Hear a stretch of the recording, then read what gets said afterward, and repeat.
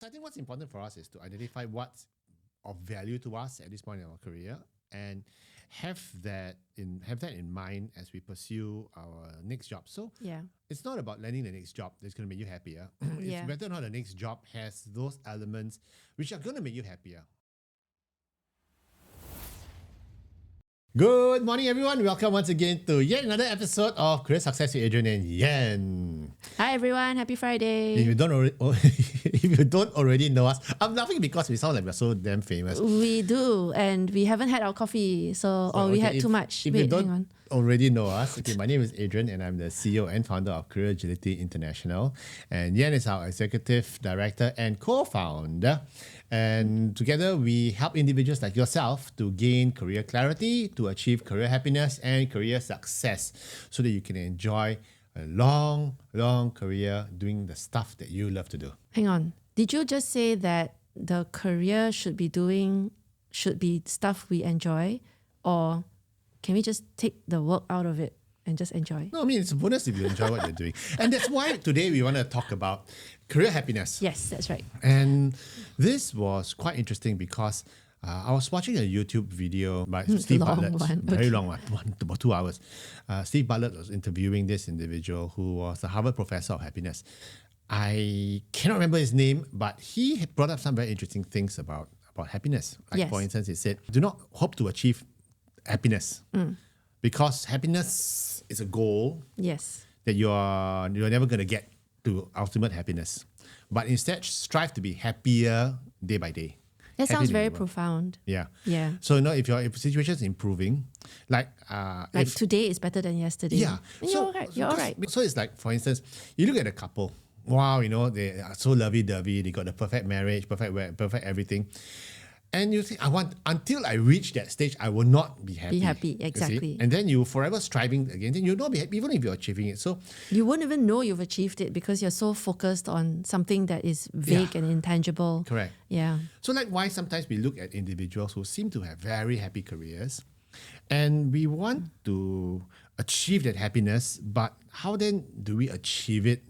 We achieve it by taking small steps, atomic habits. Or when you look at someone who's very happy in his career, it's just the surface. I know. You don't see what's behind the scenes because at the end of the day, when he takes off his mask and goes home, he might have some other issues. So let me tell you a very fun story, okay? When I first day on the job in Shell, my first job ever after graduation, right? The guy I was taking over, an old guy, okay? 42.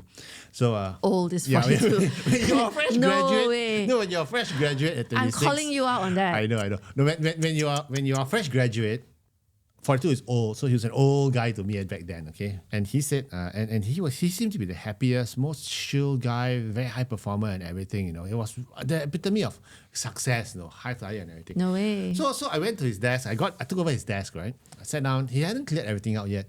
I opened up his drawer. Pills. Xanax. He had antacids. He had gastric pills. He had the whole pharmacopoeia of everything was in there. And I was like, that's a funny word, pharmacopoeia. A cornucopia of pharmaceuticals. Yes. It's just like, boom. It's like, wow, this is your. That's how he's happy because he's on drugs. Yeah, he's all drugged up. And high as a kite, I'm sure. So to your point, people, sometimes they seem happy. But today's topic we wanted to share with you is this. How do you achieve career happiness? So we're going to talk about 5 rules for achieving career happiness. Not that we are the monopoly on this wisdom. I think to each his own. So when you first suggested this title, I didn't like it because I didn't want the world to think that we knew how to be happy and that no one else did. Absolute rules that These you are must not absolute follow. rules. Otherwise, there's a Not at all. policeman going to come and. But my turn to tell a story. I run a lot of workshops for young individuals, undergrads, and a lot of them have a lot of fear. And they are always asking the question, what if? And they're asking the question, what's next? I don't know what's out there. How? And, we would then have discussions around what do your parents think? Now they just want me to be happy. And then I go, it might be too early for this, but happiness is very, very vague, isn't it? How do you know you're happy unless you've been sad? What do you measure happiness on? Because I think all Singaporeans are fortunate to be in Singapore because things work. Yeah. Just the other day, we were looking at landscapers from the government cleaning our garden city. And absolutely. the thing is this, we would never have a road in Singapore that's in disrepair just because we're well taken care of. But we would never appreciate it if you've never been in a country where things don't work. And on an unrelated idea, I've always wondered how there's actually a division in the government that actually picks up roadkill. Yes. I'm sure, I see a cat or a bird on the road. And then the next day it's gone. It's gone. Yes. Someone actually goes around at night. Yes. And these are things we take for granted. We take it for granted. So if you know anyone out there who's in the roadkill removal department, we like to talk to them and say thank you. Thank you very much for removing the animals that I run over on a daily basis. Because I've seen roadkill in Malaysia and in Australia, and it's just there. Oh, in Australia, they just the wombats. Just sit there. The wombats, the wombats. Kangaroos, some other animal. Wombats, I don't Tasmanian know. tigers. That's why they got terrible. extinct. But it's You're so mean. It's there. So how do you achieve career happiness? I tell the students that happiness is a state of mind, and that you need to be very aware that it's, like you said, it's not something you aim for as a goal, but something where you progress in, as in I'm happier today than I was yesterday. So instead of the word happiness, I like to shoot for the word job satisfaction. Career happiness is, I think, a little bit far-fetched. Happiness seems very extreme. No, job satisfaction is a bit too narrow because you're just talking about the work that you do. You might not have job satisfaction, but you could have career. You could have career happiness. Overall, I'm happy with the work that I do. I mean, I'm happy where my career is heading. And then it's an overall thing, or is it an everyday thing? It's an overall thing. Because not every day is going to be better than the day before. So according to our model, and we've built a model on this using our Carroll career diagnostic tool. Career happiness is a subset of the work that you do, the work that you do, your environment, the people around you, whether or not it's a healthy place. Your recognition, your compensation, so all these many more. Yeah, correct. So job satisfaction, you're right, it's important. It's one of the key criteria that makes or breaks the whole thing. But on a balance, it's a basket of goods. I think job satisfaction would also encompass things like whether or not I'm getting the recognition, whether or not the environment is, because it's job. It's also work. It's work. And maybe you want to use the word work satisfaction, or you want to use the word career satisfaction, because we can define this till the cows come home. And so the terminology for career definition means it's a collection of all the jobs you've ever done from the moment you could work. So that's your career. So you could have an academic career because you're studying. You could have a career break, but it's still a career because you are still doing the hobbies that are related. I'm going to rein the discussion in now. Okay, whatever way we define it, I think what's important is today's topic we can talk about is how do you then achieve overall career happiness? How do you become happy in your career? Yes, okay. Yeah. I agree with that. Yes, okay. Yeah. And again, happiness is still very vague. Because how do you know you've been happy? I'm happy. You have been sad. I think a lot of us have been sad in our careers at some point in time. Okay, show me a person who's been happy all the while, and I show you a person who's born rich and not in a real job. Okay, so like what someone said. We need a comparison. The solution for work-life balance and career happiness is to inherit. Is generational wealth. Okay, so yes. So I would love to inherit.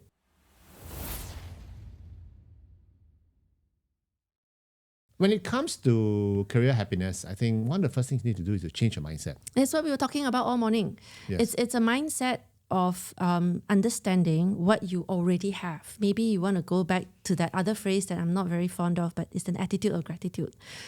And I think it is overused, but having gratitude for the things you do have and not take them for granted is a state of mind. It's an understanding that I've got a job, the people are nice, I'm making an impact to my customers or to the end users or to the beneficiaries, and I'm adding value, and you're okay. You're okay. Of course, unless you're getting abused every day, in which case don't change your mindset, because abuse is not a good thing. Then change your job. The other thing I find is we need to also not just change our mindset towards recognizing and appreciating the things we have. I think we also need to appreciate the things that we don't have.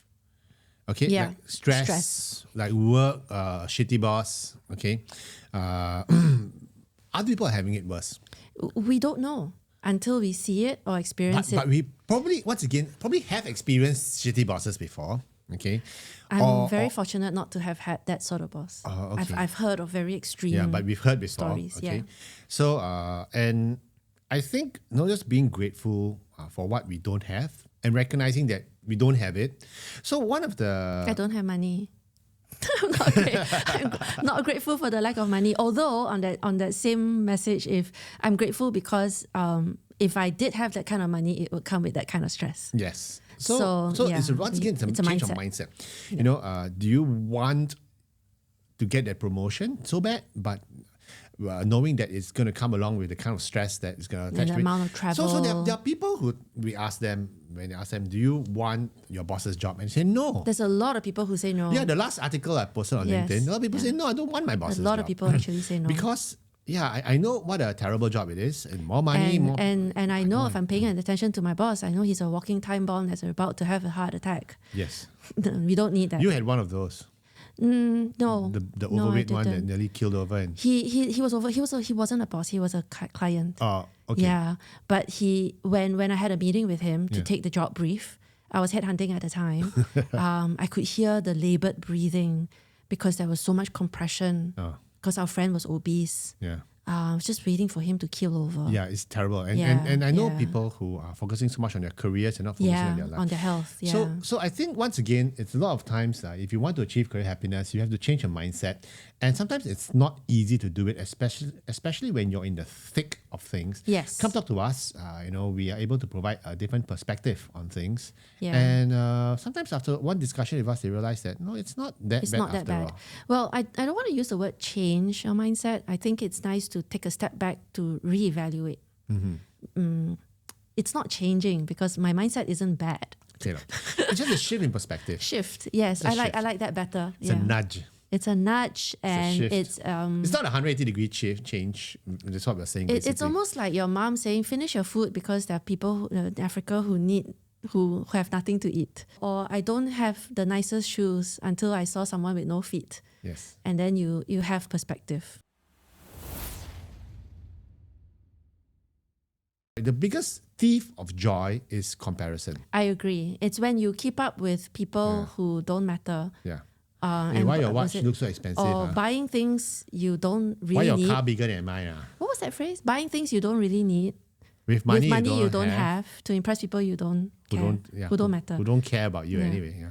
But money does buy some joy. Oh, money buys joy for sure. And that's for sure. Okay, money buys happiness. Don't compare, and because you don't know the journey they have. And when we go on social media and we see everyone Oh, on I hate holiday, those. Don't get me started on the social I will get you media. started. Stop interrupting me. So I will get you started. So the social media has all the highlight reels, right, of people's holidays and staged photographs of poolside views and digital nomadic experience thing and van so life. much fake what else? flexing.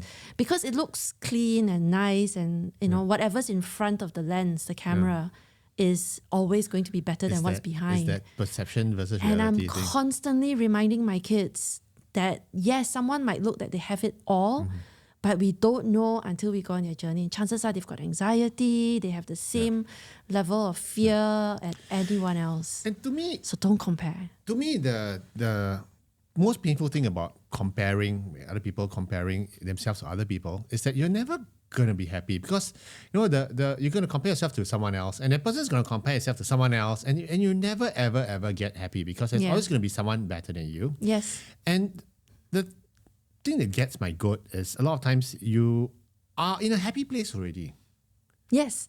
but And someone all it else comes takes in and is gives you a bit of just- dissonance. It's like, Exactly. We've What's got to the guy- shield ourselves from those dissonances. So you know what I do? What? I block people from my Facebook feed who like to flex. What about relatives? Oh, that's why I don't attend New Year gatherings when unpopular relatives are there.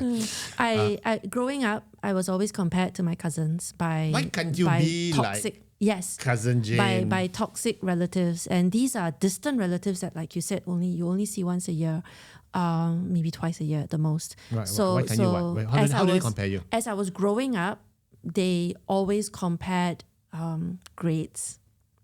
Always, they were always Not comparing as though your grades. grades were bad. You were My top grades were student. good, but I was 1 year younger.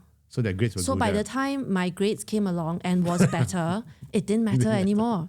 So it's just wrong always. So confession time, full disclosure. You're the one that everyone My older brother and you were the ones. flex. Can I just keep flexing? Yeah, I know, right? But yeah. So sorry, I don't feel that from And you.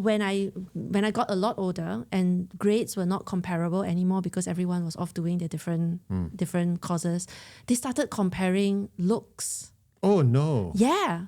And that was the worst. I'm going like, oh, she's so slim. Look at her waist. I'm like, why? Why would you say things like that? It's not necessary to body shame ever. It's not okay. So that's why our Relatives. Ugh. relative, yeah. There's no one to say about them, right? You can pick your friends. Yeah. You can pick your nose.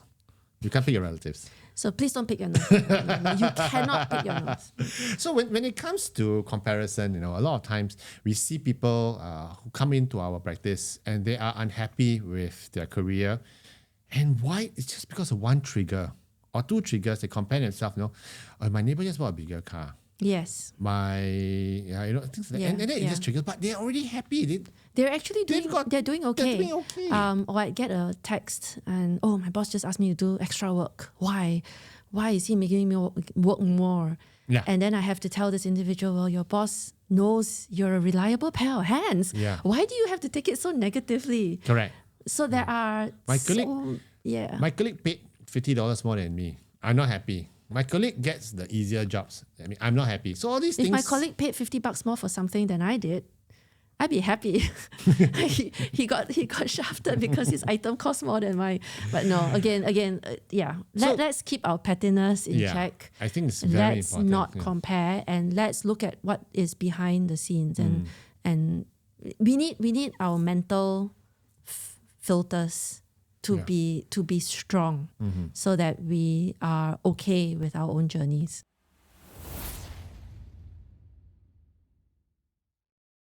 Don't look at statistics. Right. I remember this. Okay, I'm going to tell the story. Yes. There was a downturn, a really bad one. I think it was 2008. Yes, I know it's a long time ago. 2008, 2009. There was quite a significant downturn. And that was the great financial crisis of 2008. It wasn't great. I think the one before that, 10 years before that, was even greater. The 1998 that one only affected Asia, see. This one was global. Well, anyway, and I was working in this company that ran regular workshops for people in transition. And there was this chap who was running a workshop. I didn't hear it from him directly, but my client came up to me and I was looking after this individual who was in transition. And he told me that he'd attended a workshop by this other individual who said, the market is down by 7%. Therefore, all of you should also expect 7% less in salary for your next job. It was so rigid and so definitive and so preachy and yet so... But statistics never lie. No way. They do. No, and I found myself for years and years and years after that and saying, stop looking at yourself as a statistic. You're not a statistic. You're a unique individual with unique characteristics. You will find your role.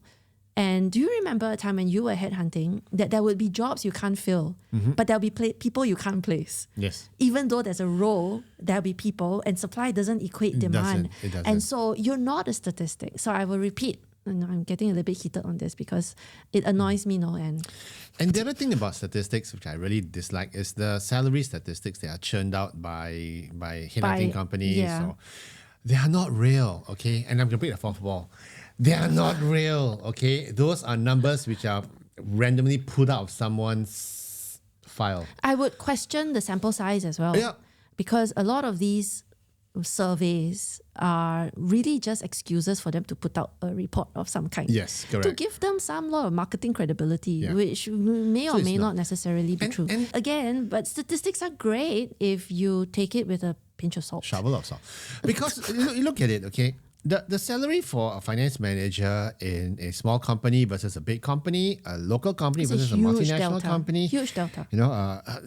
Someone that's selling low ticket item versus someone that's selling billion-dollar deals. And it's different again if you use a generic term like finance manager or project manager. Yeah. Very how, generic. when, why, where? So because even in tech, you're a project manager in tech, but you could be selling laptops So versus yeah, like exactly a right. deep dive Versus- heart versus- transplant SAP Yeah. ERP Or thing never laptop. Maybe you're just selling like computer mice or whatever it is. or microphones. These microphones are expensive. These are the expensive ones. okay? Yes.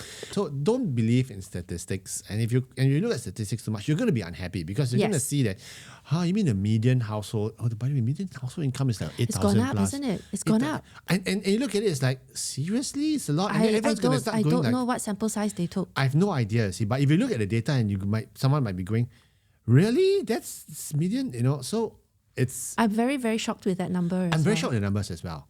I have no idea how they do it, but. Or maybe we just have like a few outliers. They just drag everything up because.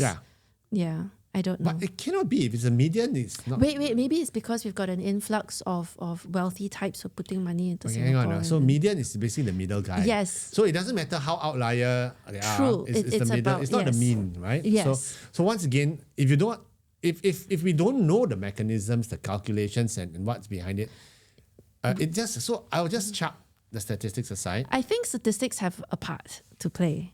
It gives you an overall macro picture, but it doesn't define you. So that's why I don't believe in stats. I don't believe in science. I don't believe in math. Right? I just believe So in what my gut Earth- tells me. And the Earth is flat. Yes, yeah, Earth is because flat. you're the center of the universe. Yes, correct. Earth Always. is flat, yes. So No. Wait, hang on. No, I think there's a place for the statistics, but I would like for all of us to have our critical thinking hat on. And start questioning the sample size and the calculations and not the analysis. overemphasize on just because the Yeah. statistics say that. I don't like it when we have clients who feel saddened and victimized because the statistics are lousy, Because the not in their statistics said favor. so, yeah. So then, for example, one of our sessions, a client was just moaning that the market is soft. Well, what does that mean? What does that mean? Just No, because seriously, someone, yeah, I agree, it doesn't it doesn't mean that your group of friends are maybe not landing jobs that you will also not land a job. With choices to make. So come talk to us. I'm breaking the fourth wall.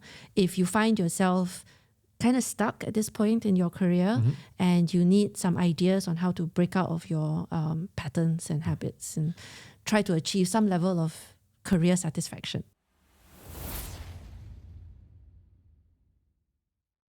The fourth one we want to talk about is wrong currencies. What are currencies? Currencies are things that are of value to you. I once went to, in fact, last year, I went to, I went to chase the Northern Lights. Yes. So we went to Finland, went to Norway, and then we went to, I can't remember, a whole bunch of other EU countries. Nice. And then when we went to Norway, I suddenly realized that they did not accept euros because Norway is apparently not a EU country. It's not a NATO EU country. So suddenly I had no currencies there. I couldn't buy anything except my credit cards and everything. So we were trying to dump our currencies because you want to bring the notes back, right?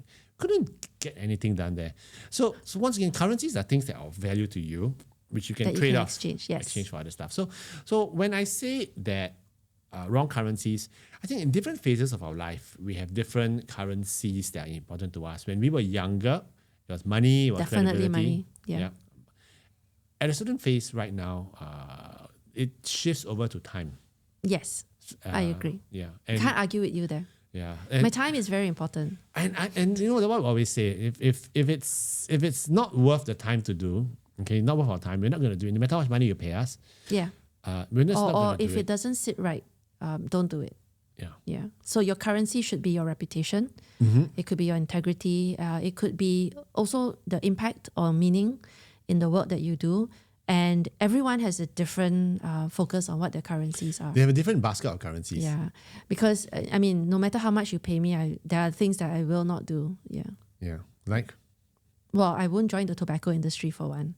for me, I will not be a roadkill removal specialist on the streets. I think if Because you needed to feed your family, I don't know. It's too gruesome. I think you could get around to it Squirrel because guts? you just put like baking soda and remove all the smell know, and then it's just like- use a large ass spade and I Start just toss it shoveling, yeah. into shovel it. So Yeah. once again, there are things Or maybe that I you can wouldn't do. work smarter and just get machinery to do it. Or hire people.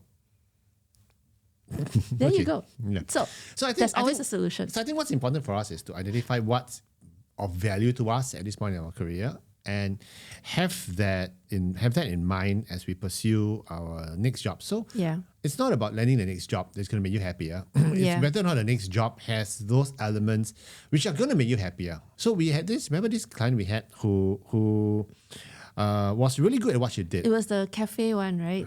Yeah, so she was really good at what she did. Yes. And but she hated it. And then she ended up being hired to pay more money to get to do more of what she didn't like. And after a while, you just burn out. So if you don't recognize your currencies, and sometimes currencies are difficult to recognize. That's why we always recommend, come talk to us. We can help you to identify what's important. And you might be thinking, well, money is important.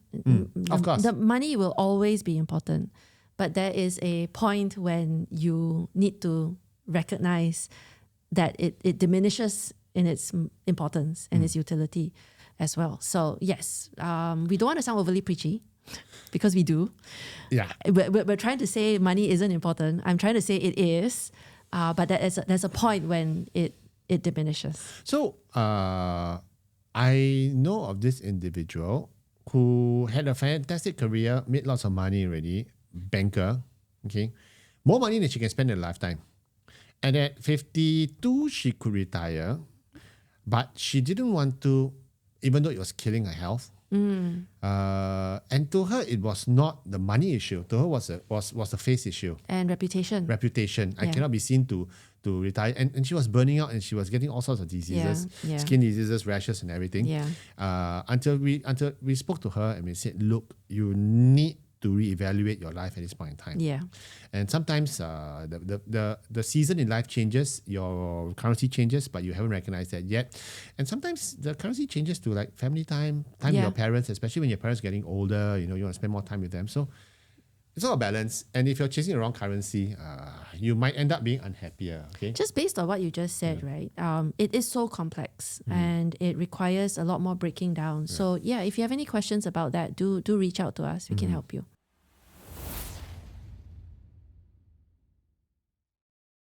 And one of the final things we want to talk about today is about worrying too much. I think the biggest thief of joy is worry. That's my superpower. It's my superpower. I have got catastrophic thoughts. If I have an ache, it's a tumor. You're gonna die. I will die tomorrow, and all my savings will be wiped out, and my kids will be bereft, and there'll be no more. Yeah, and you're gonna amputate your arm, and you're gonna have one arm. You can't wear your clothes anymore because you only have one arm. It's my superpower. Yeah, I know. It happens to me too, and I used to worry a lot when I was younger. I worry a lot still. Yeah, but we are worrying about the right things now. You're worrying about the kids and everything. So no, worry is a waste of time and energy. So I need my brain filters to be strong. Yes. I need perspective, and I need to not meditate. I need to moderate my thoughts. You need to be mindful of your thoughts. Yes. I think that's important. You need to be strong. So enough. one of the thieves of career joy and career happiness is worry. Yes. And a lot of times we worry over things we cannot control. Yes. And that type of worry is silly. If you worry over things that you can control, then it's better. But if because you can do something about identify what it is, then how do you fix it up then? Yes. Once again, come talk to us at Career Agility. Okay. We're very good at answering what if questions. We get a lot of what if questions. And again, worry has a place in our lives because it helps us to be agile for the uncertain future. Yes. And that's okay. But that is a limit as it's well. It's the reptilian brain telling us to be careful. Fight. Flight. I can't do that. Do that three times really fast. Flight. Apparently they're and then there's a spiral. Yeah. No. Let's not go down to the fourth F. there's a spiral, and if you're not in control of your thinking and your internal monologue, it can cause a lot of anxiety that's just very unproductive. Yeah. So if you're in a state where you're worried about your career, worried about your future, worried about job stability, come talk to us. We are going to be here to help you, as we have helped many people before. Yep. So come reach out to us. So in a nutshell, what we want to share with you is this. Achieving career happiness is not a dream, it's a possibility. Okay, you need to work hard at it. Okay, ironically, you need to work hard at being happy in your work. If I have to work hard, I'm not happy. Yeah, but you have to work hard at achieving career happiness. Okay, chasing after the right things. You only have so much time. You only have so much bandwidth. Come talk to us at info@careeragility.org, and we're always happy to help you. Yep. So on a scale of 1 to 10, Yen, how happy are you in your job right now, in your career? My job's a 10. Okay. Job's a 10. It's everything else. No, I'm kidding. That's good. Mine's an 11. So, yep. There you go. Come talk to me, okay? If you need any help, and I'll teach you how to be an 11. It's called strike lottery. So anyway, Or inherit. It means you got to kill somebody. No, you don't need to kill. You just need to look after that uncle that no one wants to visit, and you just keep looking after that person, and then change the will, and then I'm writing a Korean drama serial. Yeah, you are. Anyway, have a great one. Great weekend ahead, guys. Take care. Bye.